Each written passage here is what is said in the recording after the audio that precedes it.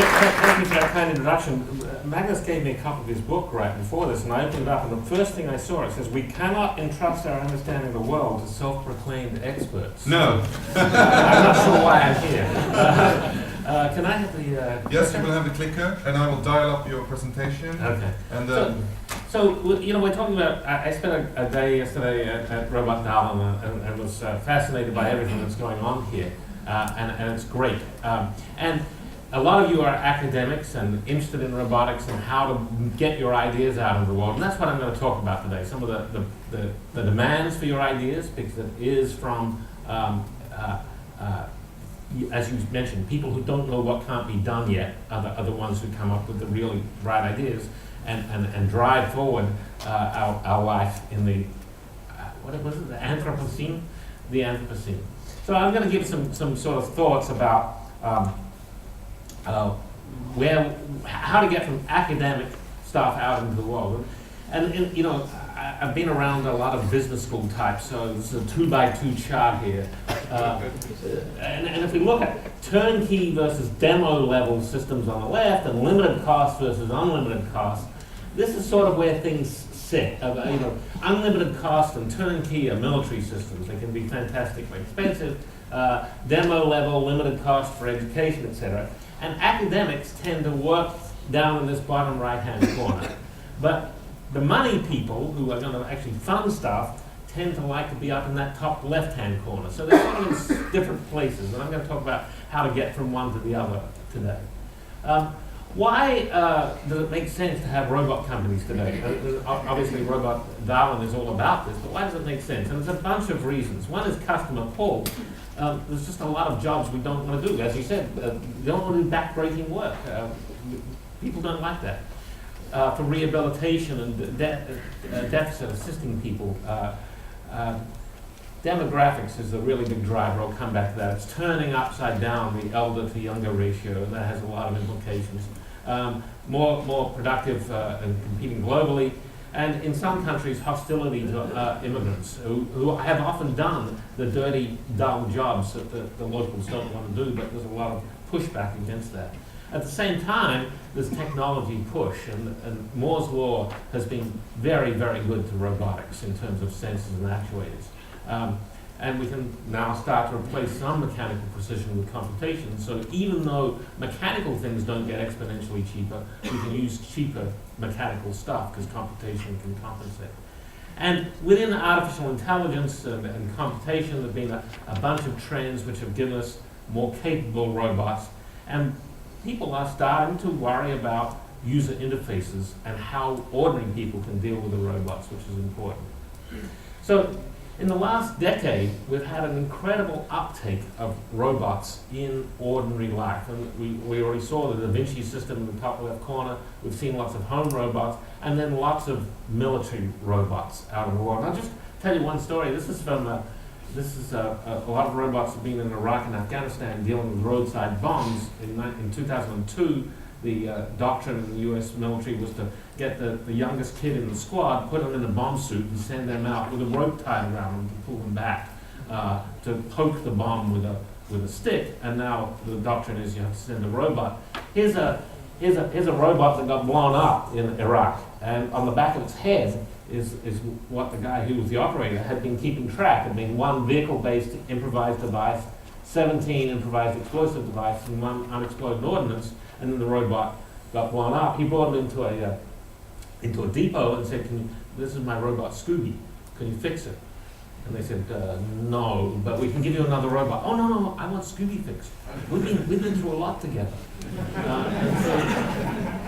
It's been interesting to see the connection between people and robots that one wouldn't necessarily expect. Since 2002, the number of ground robots in the US military has gone from 0 to more than 12,000. And the number of home cleaning robots in the US has gone from 0 to more than 7 million in people's homes. That's a pretty big uptake, a pretty big change in the last decade. I've been involved with a bunch of these through one of my companies, iRobot Corporation, that does a lot of home robots, does a lot of military robots, and the military robots also have other uses. The one in the middle there is actually an underwater robot which can go for about 6 months, and when BP oil disaster struck in the Gulf of Mexico, we had our robots out there going underwater and mapping out where the oil bloom was, which was not available any other way. And in 2011, in March, when the earthquake hit Japan and the Fukushima power plant had its meltdown, a few days later the Japanese government called us up and said, can you send some robots? And we immediately sent robots, 2 different size robots, 2 different classes of robots, multiple of each.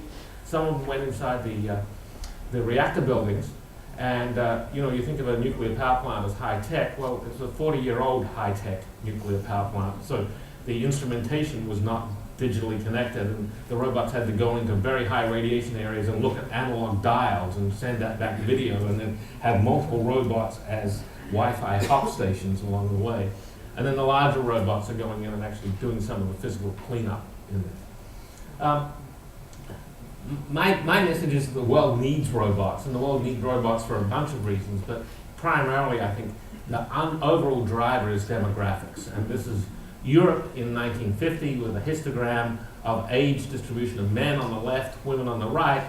That's 1950, that's 2000, and that's 2050. And the ratio of older to younger people is changing drastically. It's even worse in Japan. There's 1950, 2005, and 2050. It's even more pronounced there. You may notice up in the top right the number of 90-year-old women. There's more of them than 80-year-old or 85-year-old women. That's because it's 95 and 100-year-old women joined together. It turns out if you want to live a long time, it's best to be born a Japanese woman. And it's even better to be born a Japanese woman in Okinawa. I missed my chance, so I'm probably going to die younger. But what does this changing ratio mean? And here's data in a slightly different form for the US, where the percentage of population above 65 is about to skyrocket. It means there's less people to provide services to the older people. We get worried, at least in the US, about whether there's enough younger people paying taxes to finance the retirement of the older people. But then it's sort of double whammy, because those older people are competing for services from less younger people, so the price of the services go up. And I believe that here in Sweden, it was just announced you're all working till age 75 as a result. So that the productivity of the younger people has to improve, and I think that's really going to drive robotics in all sorts of industries, not just elder care, which Robotdalen is one of the focuses they have. So there are new robots around. Here's a few robots from my lab over the last few years at MIT, with humanoid form, doing interesting things. But these new robot capabilities that are in the research environment are going to change what we can do, allow ordinary people to directly control robots, which we didn't used to allow. It's like, it was mentioned at the start, it's like 1973 and we're looking at the PC.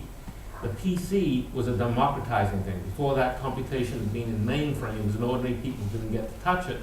Over the last 10 years, we've been putting robots in people's homes, and now ordinary people start to touch them, and, by the way, they start to hack them and change what they can do. And that's what happened with PCs. Ordinary people got to touch them, hack them, use them in new ways.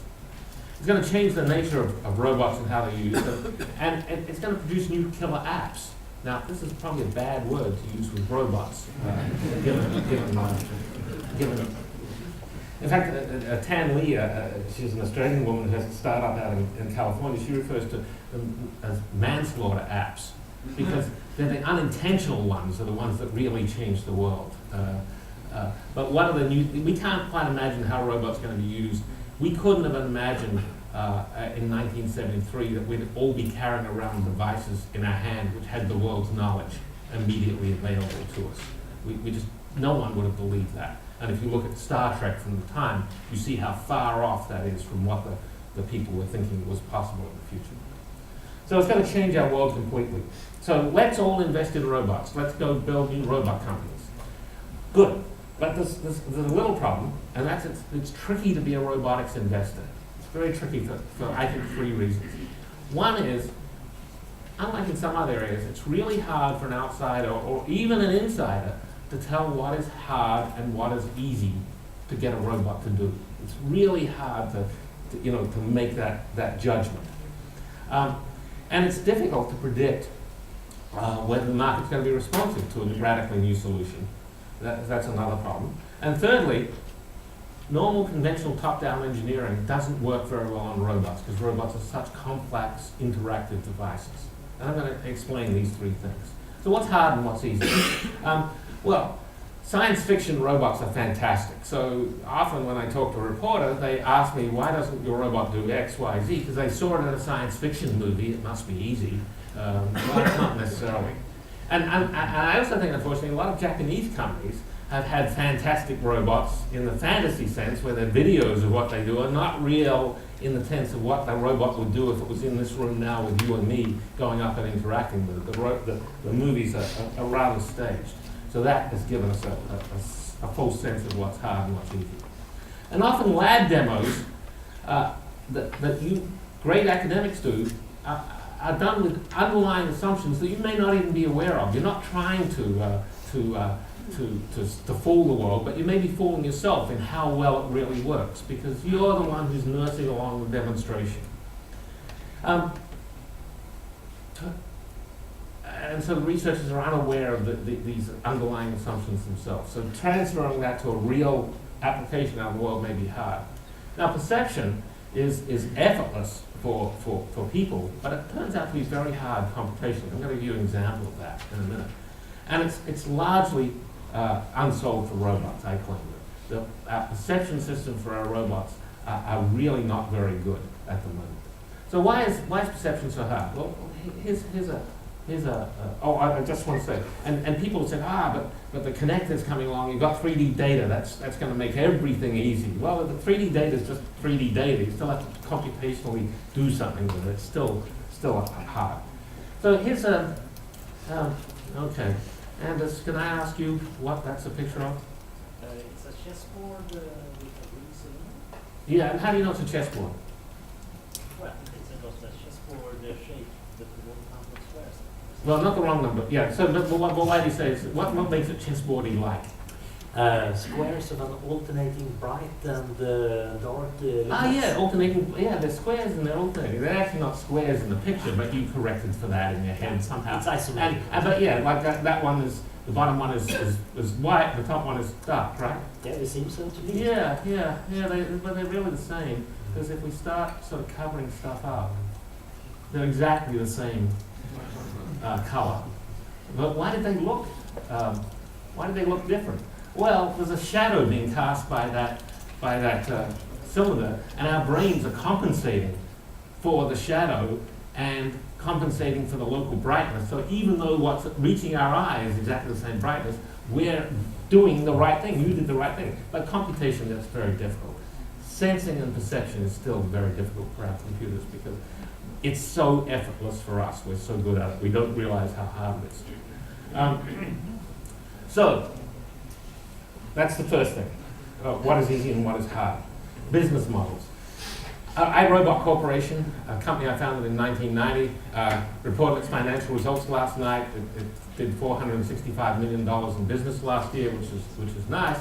But I started with 2 undergraduate students in 1990, and we didn't have a clue what we were doing. And we went through 14 failed business models before we got to one that worked. And some of them were a little strange, like sending robots to other planets. But number 6 there seemed like a good one, sell nuclear power plant inspecting robots. And we tried really hard with the Japanese during the 90s to sell nuclear power plant inspecting robots. They didn't want any until they had an accident. Then they called us up and said, please send them now, which was in March. So you can have business models which may seem wacky or may actually be good business models, but convincing the world that they need them is maybe difficult. And so timing and luck is almost everything. The third thing that I mentioned is that robotic engineering is different from ordinary engineering.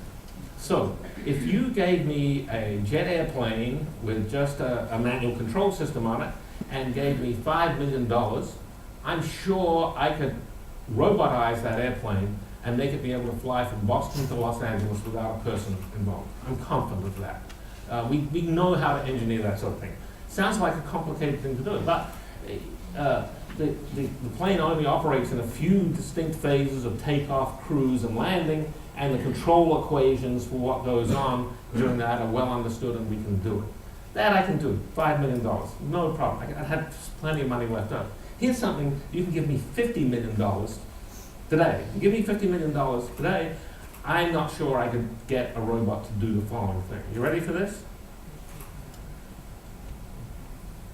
I don't think I can get a robot to do that for $50 million. But I certainly don't want a robot putting its hand in my pocket. Look, getting a robot, put a hand in the pocket, pick up a flexible object, there's other stuff in the pocket, I had to distinguish between that tactily, I had to move my fingers around, and I had to pull it out and manipulate this floppy thing in the real world. Unlike the airplane example, where the boundary conditions of the control law are stable for minutes at a time, here the boundary conditions are changing every few milliseconds as you do something. And you have to change the control laws, you have to select them, and you don't really know much about, you don't have very accurate models of what's going on or very accurate information. It's a much harder problem. Robotic systems are inherently harder to build because they're dealing with complex, changing environments continuously that other sorts of engineering doesn't have to deal with. So, engineering robotic systems is different, and that makes it hard to guess whether someone's idea that they come to you with, look, I can do this in the lab prototype, whether that can really turn into a robust system that a company could live off and sell is hard to tell. So there's opportunities and barriers. But I think it's worth going after them. So suppose you're an academic, and I know there's a bunch of academics here, and you've got this great idea. How do you get it out into the world? Well, how do you have impact? Here's some strategies for getting your ideas out of the real world. One is to hope. Hope someone uses this. And then you get grumpy and complain when it isn't happening. I designed the best fuse at Watson, and no one's using it. Now another way you can do it is to go and register your idea with your institutional licensing office. And that's sort of the same as hope, you know, I mean, not much different. You can have a commercial sponsor, and this is part of one of the ideas around Robotdalen. It's a good idea, but you have to involve people. You can't just have the lab and the sponsor separate. The people have to go back and forth between them. Otherwise, the idea never actually has any impact.